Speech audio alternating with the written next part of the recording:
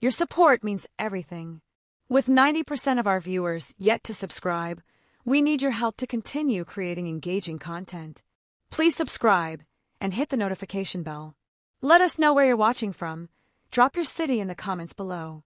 I never imagined finding myself here, standing at the edge of a life I had built so carefully, questioning everything I once thought unshakable. My marriage, my home, my role as a wife, a mother, and a trusted member of our close-knit family, these were the pillars of my existence. Yet, beneath the surface of what seemed like a perfect life, an ache had begun to take root, creeping through the cracks of my heart like ivy climbing an ancient wall. I convinced myself it was nothing, a fleeting restlessness brought on by routine. But deep down, I knew better. It began at a family gathering, one of those long summer afternoons that stretched lazily into the evening, where laughter and conversation mixed with the scent of grilled food and the hum of cicadas. Our families had always been intertwined, bound not only by blood but also by shared traditions, holidays spent together, and the unspoken understanding that family was everything. Among the familiar faces was one I had never truly noticed before, not like this. Ethan, my husband's cousin, had always been present at these gatherings, yet he had remained a quiet figure in the background of my life. Reserved, introspective, he was the kind of person who lingered on the edges of a crowded room rather than at its center. But that summer, something about him seemed different. Or maybe it was I who had changed. As the sun dipped low, casting a lavender hue across the sky, we found ourselves sitting together on the porch, away from the noise of the gathering. Our conversation started as it always had, polite inquiries, shared memories of past reunions. But then, somewhere along the way, it shifted. There was an ease between us that surprised me, a depth to his words that resonated in ways I hadn't expected. He spoke of his dreams, his struggles, his search for meaning in a world that often felt hollow. I listened, captivated, not just by his words but by how they made me feel. Seen. Understood. In a way I hadn't felt in years. It wasn't love. Not yet. But it was something.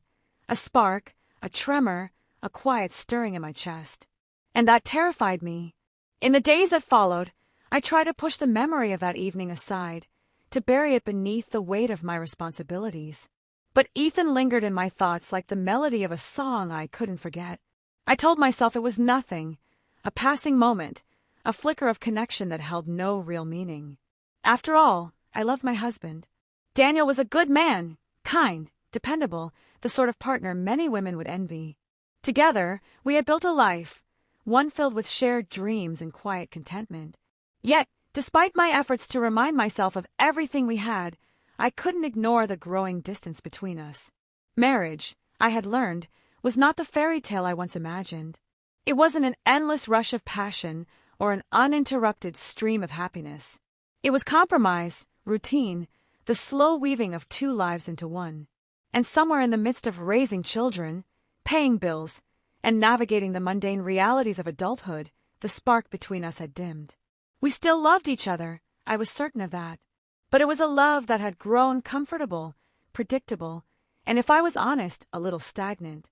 Ethan, with his quiet intensity and thoughtful gaze, felt like a reminder of something I had lost, a glimpse of the person I used to be before life became so heavy. Our interactions remained innocent at first, a glance exchanged across a crowded room, a brief conversation in the kitchen while others were distracted. But each moment felt charged, as though the air between us crackled with unspoken words. I told myself I was imagining things, that I was reading too much into it. Yet, as the weeks turned to months, I found myself seeking him out, drawn to him in a way I couldn't explain. It wasn't just his presence that captivated me. It was the way he saw through the carefully constructed facade I wore, the way he seemed to recognize the restless yearning beneath it.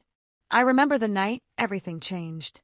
It was a crisp autumn evening, the kind where the air smelled of fallen leaves and the sky stretched vast and star-filled above us.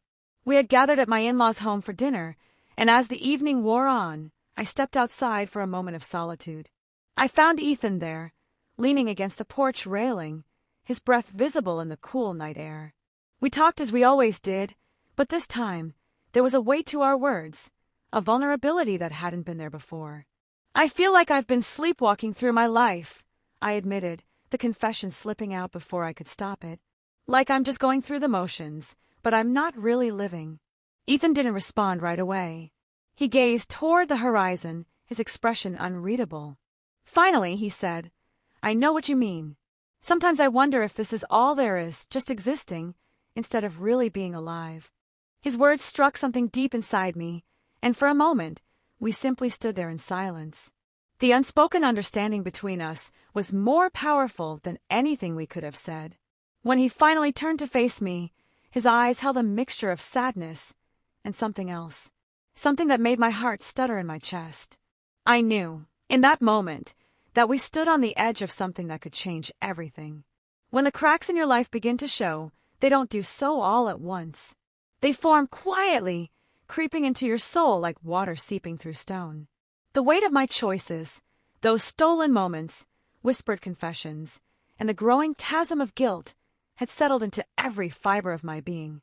I thought I could bear it. I thought I could live 2 lives, balancing the person I was with the person I had become. But the truth has a way of making itself heard, no matter how desperately you try to silence it. The morning after I met Ethan in the park, the world felt heavier. Ending our connection should have brought me relief, even closure. But instead, it left an aching void I couldn't ignore. The realization that I would have to face Daniel with the truth weighed on me like a storm cloud on the horizon. I had always prided myself on my strength, on my ability to weather any storm. But this storm was of my own making, and I was terrified of the destruction it would leave behind. In the days that followed, I drifted in a haze of self-reflection, retracing every moment of our marriage, searching for the places where we had faltered, where we had allowed the silence to grow between us. Daniel had always been my rock, a steady, dependable presence. But now, as I faced the truth of what I had done, I wasn't sure if even he could hold us together, that he wasn't the type to shower me with grand gestures or declarations of love, but his devotion was evident in the little things. The way he brewed my coffee just the way I liked it every morning, the way he held my hand during difficult times, the quiet assurance in his voice that made me believe everything would be okay. And yet, somewhere along the way, I had stopped seeing him. I had stopped listening. As I sat at the kitchen table late one evening, the house silent except for the soft hum of the refrigerator, I knew I couldn't keep the truth from him any longer. The guilt was eating me alive, and every time I looked into his eyes, I felt like a fraud. He deserved to know, no matter how much it would hurt him. But how do you tell the person you love that you've betrayed them? How do you find the words to shatter their world? When I finally gathered the courage to speak, it was a quiet Sunday afternoon. The kids were out with friends, the house bathed in the soft, golden light of late autumn. Daniel was sitting in the living room, reading a book, his glasses perched on the bridge of his nose. It was such a familiar, comforting scene that, for a moment, I almost convinced myself to walk away, to let the moment pass and keep my secret buried. But then he looked up at me, his expression soft and loving, and I knew I couldn't hide any longer. "Daniel," I began, my voice trembling. "Can we talk?" He set the book down, a faint crease forming between his brows. "Of course," he said, his tone calm but curious. "What's on your mind?" I sat down across from him, my hands clasped tightly in my lap. My heart was pounding so loudly I could barely hear my own thoughts. The words I had rehearsed 100 times in my mind suddenly felt inadequate, small in the face of the truth I was about to reveal. "I need to tell you something," I said finally, my voice barely above a whisper. "Something I should have told you a long time ago." His eyes searched mine, and I saw the flicker of concern, the faint hint of unease. "Okay," he said slowly. "I'm listening." And so I told him. I told him about the growing distance between us, the loneliness that had crept into our marriage, and the way I had allowed myself to seek solace in someone else. I told him about Ethan, how it had started, how it had grown, and how I had ended it. I didn't sugarcoat the truth or try to justify my actions. I simply laid it all out before him, raw and unfiltered, my voice breaking under the weight of my confession. When I finished, the silence that followed was deafening. Daniel stared at me, his expression unreadable, his hands clenched tightly in his lap. I could see the pain in his eyes, the betrayal, but also the effort it took for him to hold himself together. He didn't yell or lash out. He simply sat there, absorbing the weight of my words. How long? He asked finally, his voice low and strained. How long has this been going on? Months, I admitted, my voice trembling. But it's over now. I ended it. I swear to you, Daniel, I never meant to hurt you. Stop, he said, holding up a hand. Just stop. The look in his eyes broke me. It was a mixture of anger, sadness, and something else, something I couldn't quite name.